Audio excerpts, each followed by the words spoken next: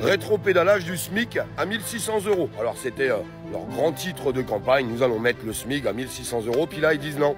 Bah non, en fait tout compte fait, ça va pas être possible. Ça va pas être possible tout de suite, on verra peut-être plus tard, on verra si on peut le faire. Il faudra faire des changements de constitution, enfin c'est trop compliqué, donc ils le font pas. De toute façon, écoutez-moi juste 2 secondes les amis, ça sert à rien de foutre le SMIC à 1600 €. Si vous mettez le SMIC à 1600 €, mais qu'à côté de ça derrière, tu te rebouffes une inflation avec les carburants, l'énergie qui prennent 10 ou 15%, l'alimentation qui prend 10 ou 15% derrière, enfin tout ce qui va avec, ça sert à que dalle. Ce qu'il faut, c'est baisser les prix des matières premières.